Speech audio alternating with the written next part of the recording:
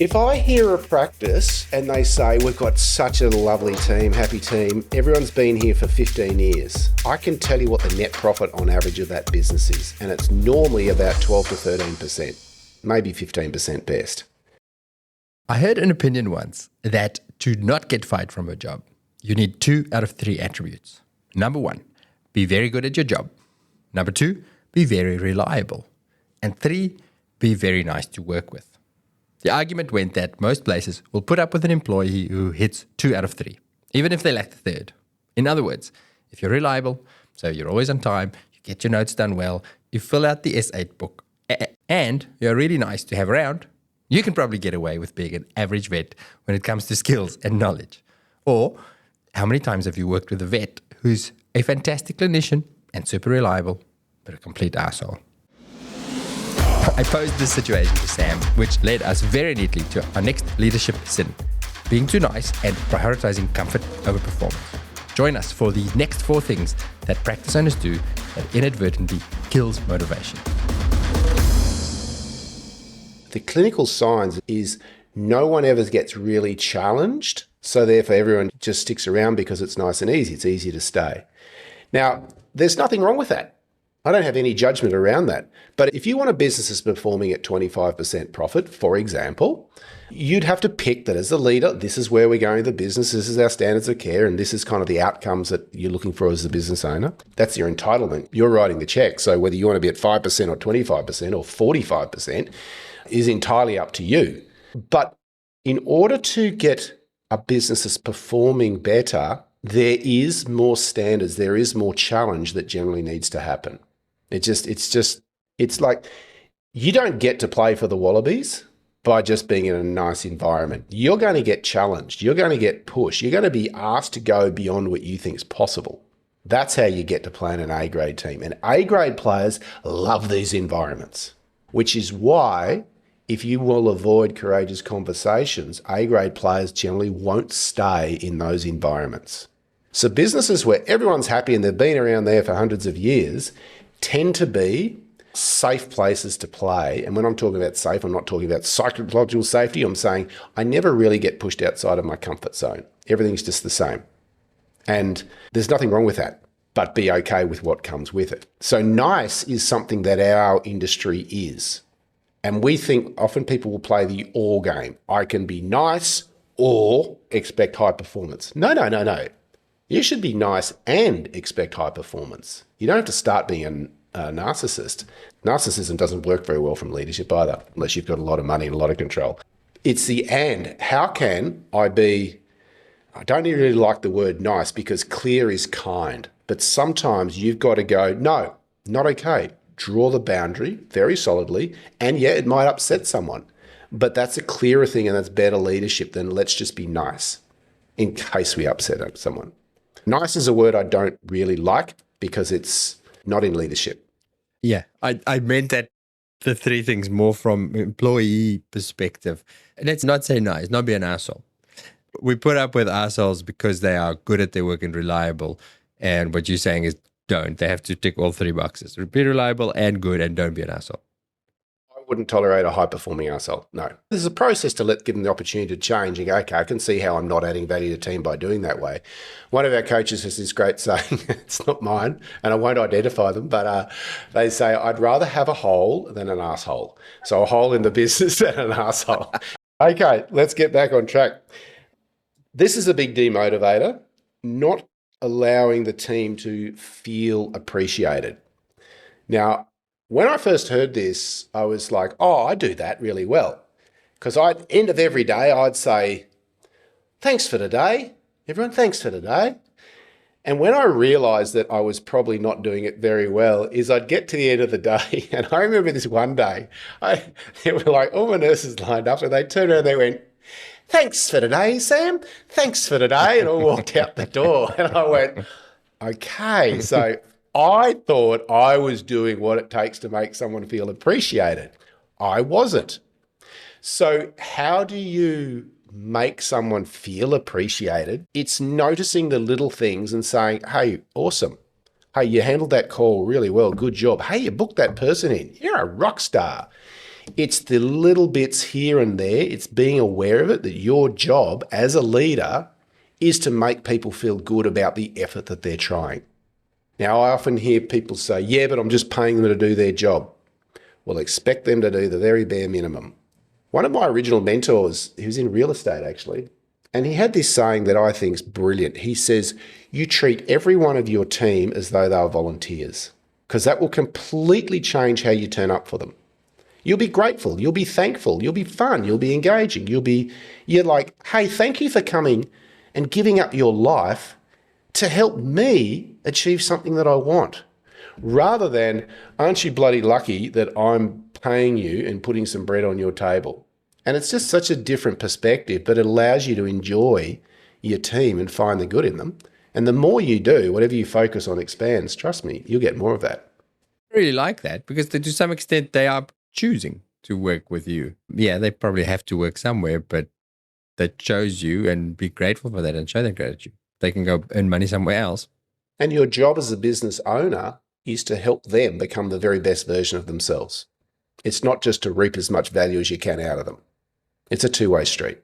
My job as a business owner is I employ for life, is my attitude. So when I employ for someone, my intention is I'm looking for someone who wants to be there for the rest of their life.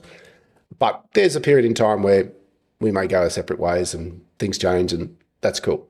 However, I have a duty of care to you that when you leave, you are vastly more valuable than where you are now. That is my job as a business owner. That's my pledge to you. Your job is to be okay that I'm going to stretch you outside of your comfort zone fairly consistently. Are you okay with that? Now, this is where you start getting people that are A-grade players are going to love that. And someone who goes, oh, that sounds a bit confronting. Well, that's okay. There'll be a position for them somewhere else, but just not with what we're doing, because I want people to grow and evolve. That's what we do.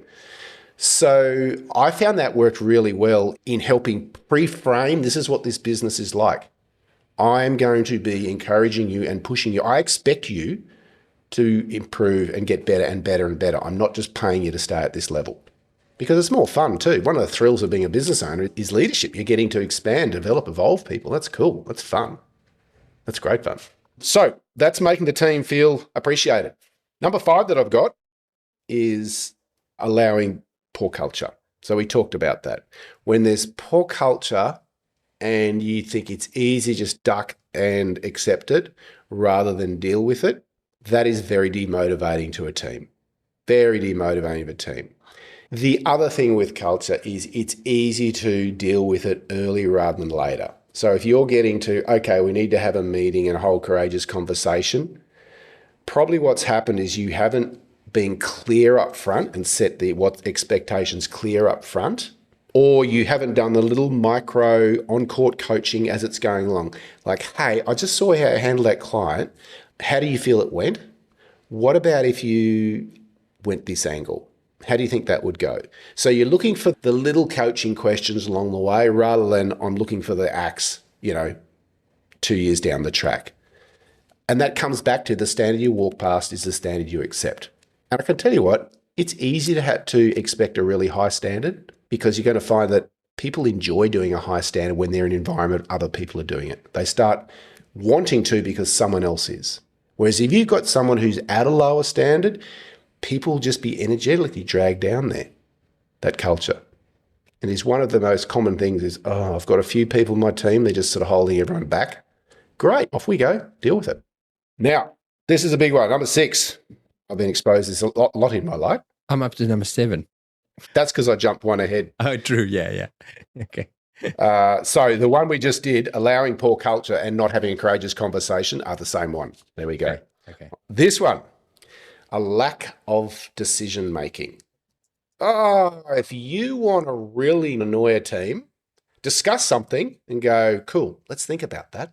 And then 2 weeks later, discuss it again. Let's think about it again. And 6 months later, still don't make a decision. It's called committees, and I've never been on a committee for that very simple reason. What happens is it's just the lack of clarity. And it's when a team doesn't have clarity, right, we've talked about this, are we doing it or not? Well, we need to think about it more. Guaranteed that is demotivating a team. So how do you overcome that? The very simple process. There's only 3 types of decisions that we ever make. There's a major decision, that's life-changing. That's who you're going to marry, what occupation you're going to do. They're major. Number 2, medium decisions. These are what we call bit of time, bit of money. So a medium decision might be, am I going to do that renovation? Am I going to put on that other vet? Am I going to buy that piece of equipment or not? What do we need to do? We need to do a little bit of research, find out what we need to, but make a decision. Yep. The third decision you're going to make is a minor decision. A minor decision is the day-to-day decisions that you're making all the time, as in what should go in the newsletter, what's our logo look like, these sort of smaller sort of things. What should the standards of care be like? Smaller kind of things. Here's what's interesting. To have a cracking life, you want to get 70% of your major decisions kind of right. You only need to get about 50% of medium decisions right. And you've only got to get 25% of minor decisions right to leave a cracking life. What is going on in someone's mind when they are slow in decision making is they have a fear of getting a wrong decision. I can tell you the more damaging thing is making no decision because it's chewing up energy in your mind, in your head. It's like too many tabs open on the computer and it's demotivating the team. It stops momentum. So if you're one of those people, and it's very common in the veterinary space because as vets, we're scientists and we like predictability and we kind of like certainty. We want to know that everything's guaranteed to go right. Well, it's not really business. So in business, you've got to get a bit of information, make a call and go. I see people sit around and, oh, should I call that person? I see with what I do with coaching, oh, should I join this coaching or not? And they might take 2 or 3 years to make a decision. And the environment hasn't changed. It's still the same situation. They've still got to make the same decision. But now they're 3 years later and they've missed out the impact of that decision previously. So if you're someone that struggles with decisions, just write it down. When you're making decisions, say, is this a major, medium, or minor decision? We're not just scientists. We're scientists, often perfectionists, and amiable, so we also don't want to offend anybody with steamrolling them with decisions. So it's the perfect storm, which is why earlier when you talked about when you say weekly meetings, I did want to laugh because nowadays I say to people, when they say there's a meeting, team meeting, I'm like, I'm allergic to meetings, I can't do them. But it's because of 25 years of vet careers where we have meetings where decisions don't get made. And I'm like, well, you just wasted an hour of my time. We've talked again about people not washing their own coffee cups, but actually nothing has been done in this hour. So I've actually just tapped out most. I just said, send me the decisions in an email or ask for my opinion one-on-one, but I don't do meetings anymore. It's because they're normally badly done. To be honest with you, I hate meetings as well. I go to a meeting, though, with a purpose. So there's no meeting without a meeting. So that's why I said when you turn up to a meeting, you have an agenda. These are 3 things that I need a decision on we're going to make. So when we have a fortnightly meeting, so myself and Shane and Kelly, we kind of jump on and we have a coaches meeting and they go for an hour fortnightly. And each person there says, right, I've got these things on my agenda. Everyone reports what they've got on their agenda they want to get through. Then one person gets to go first and go bang, bang, bang, right? A decision is made on every single thing. Every single thing. So you get off that meeting and you know what you feel? Pumped because you've got clarity. This is where we're going. Meetings that are just about everyone having an opinion and a chat and stuff, shoot me yesterday. I mean, they're horrible. Once again, it's a very corporate culture. Let's have a meeting to discuss a meeting. Or that just ends up being a bitching session about the same stuff. Yeah. So if you're going to have a meeting, you need to have a very clearly defined structure. And that can be something like a pre-frame of a meeting. So, okay, guys, we're going to have a meeting. By the way, here's the way we do a meeting. You come in, you'll have whatever you want on your agenda. We'll get what your things are on the agenda. And then one person will go through at a time. But we agree that a decision's been made on every one thing and we'll agree who's actioning it and when it's been done by. Does that all make sense? Is everyone cool on that? Yeah, let's go.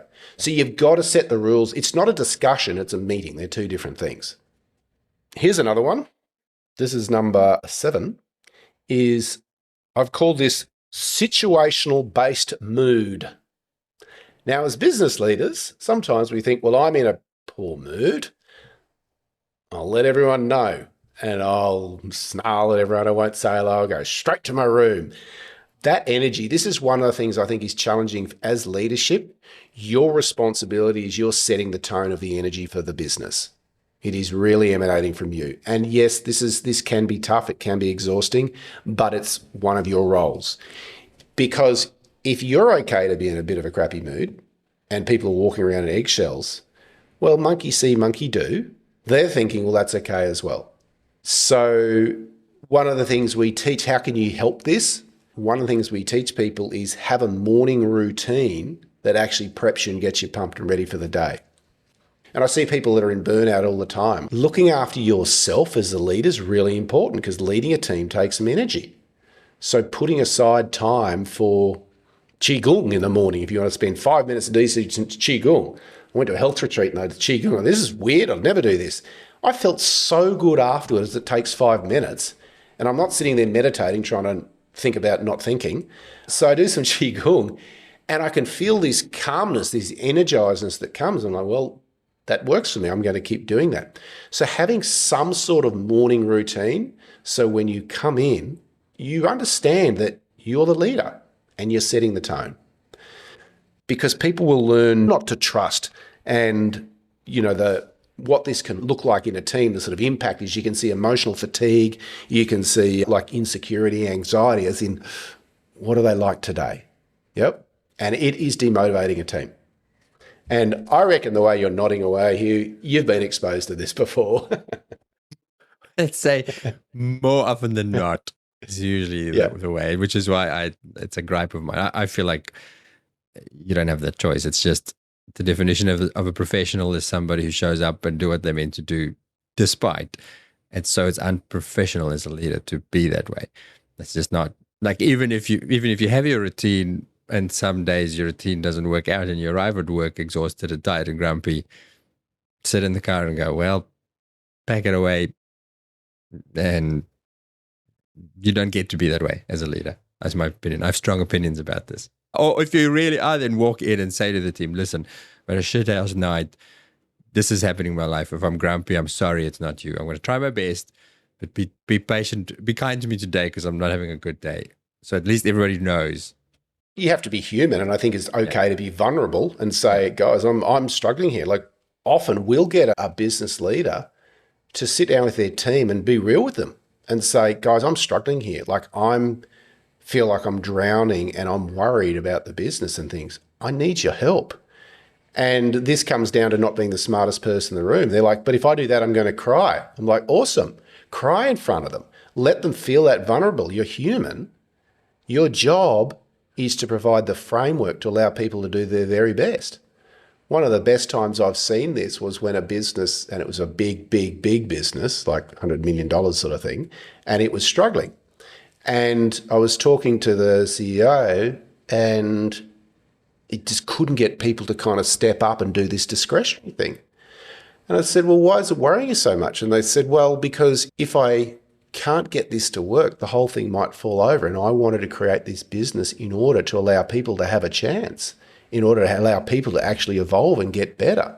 And I said, why is that? And they said, well, because I'd been in a situation where I wasn't given those chances. I was told to keep my head down and shut up. And they said, I didn't want to create a business like that. But if I can't get people to rally to the cause and start discretionary effort, this whole thing might fall over. Anyway, he started getting teary. I said, tell him that. He's like, mate, no way. I'm going to end up in tears. I was like, even better. And then I watched in front of a big leadership meeting, probably 60, 70, 80 people. And the truth came out, and whoompa. Talk about uniting people to a single cause. They got it. They're like, we want this thing to win too. What can I do to do it? What can I do to help? And that's good leadership. That's being okay that, hey, I'm struggling here. I'm not inhuman. I'm the same as you. I'm not different to you. Let's be vulnerable. But that in itself, I think that's good situational leadership, that if you're feeling, you can't turn up every day going, poor me, and be the victim, but you can say, hey, this is challenging. I need your help, guys. I need your help. And that's often where really good leadership will start, when people will start going, okay, it is now my job. I take on the cause as a person working here to climb that hill. Not because I have to, because I want to. because I believe in what they believe. So if you're grumpy pants continuously, expect people to not get to discretionary effort. By the way, I'll close that with, because people often say, yeah, but what do you do when things are going south? And you have those days and just, the printer breaks and then the cranky client turns up and then something goes wrong with an animal. Like it's just one of those days. And the best way I know how to flip around things not working the way you want to is asking, what's great about this?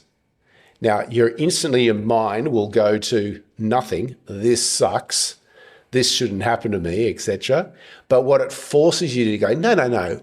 If there was something, if life was designed for me, what's great about this? What could I learn? What could we change? And it could be, what's great about this is we'll develop a better process that'll never happen again.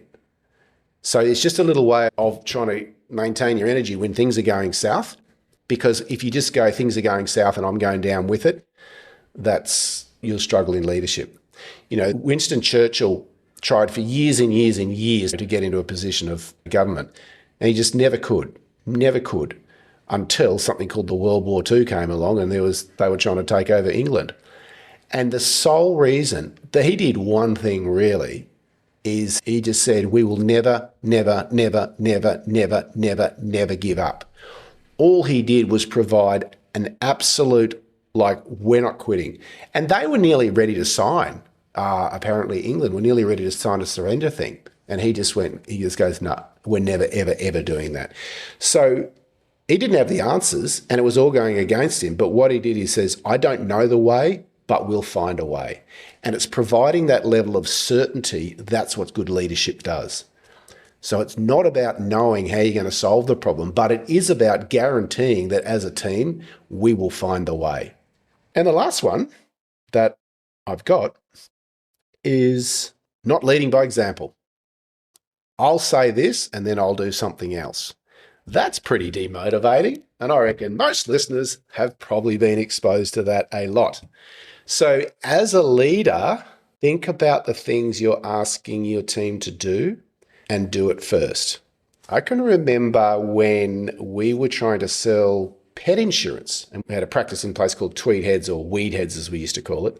And it's one of the highest retirement retirees per head capita in Australia. And so there's a lot of people on pension, and pensioners don't have a lot of money. So when an animal comes in and it's crook, what do we do? Poor pensioner, you'd feel bad for them. So we just said, we need to get strategically, we've got to get a lot of our database insured. And we went, this is a long term, it'll take us several years to do it, but we're going to do it. So I said to the team, right, guys, let's all sell pet insurance. And after a month, I think we'd sold one policy and no one has done it. And I went, okay, cool. I'm going to have to figure out how to do this first. So I became the best person at selling pet insurance until it just became our whole line on selling pet insurance was this. This is very advanced sales skills, a lot of psychology. So if you're listening, you might really want to write this down if you want to know sell how pet insurance. This has got multiple pieces of psychology in it. We used to say, do you have pet insurance? And they would say, no. And we would say, are you mad? Do you know how much it costs to treat an animal? We hate talking money, and we really hate it when money gets in the way of fixing your pet. Please get pet insurance. That was the whole thing. So we got incredibly good at selling pet insurance. I had to do it first. Now, if I had said to the team, guys, go sell pet insurance, then I didn't do it. Monkey see, monkey do. They're like, well, we don't need to sell pet insurance either. So if you're not leading by example, the impact is, well, why should we follow rules if they don't? So that's just one of the things I think as a leader, and sometimes that can be tough. Sometimes you've got to follow through on things you said you're going to do, even if it's very inconvenient for you and you think, well, I've got the right not to do it. You do have the right, but there will be a demotivating impact on the team. So as we've been going through, maybe you've been having a listen, and the reason I went things that are demotivating to people is not to give you a list of things to do. It's so you can have a list of identify, am I doing those things? Am I demotivating my team? And here's a real challenge for you if you're up for a real personal development.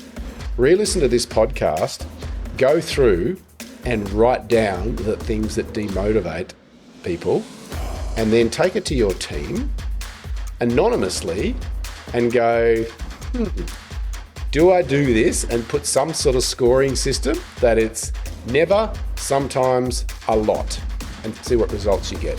And it's just feedback. It's just feedback from others. It might take a little bit of a deep breath for you to do it, but your team will appreciate being able to give feedback on how you're making them feel as a leader.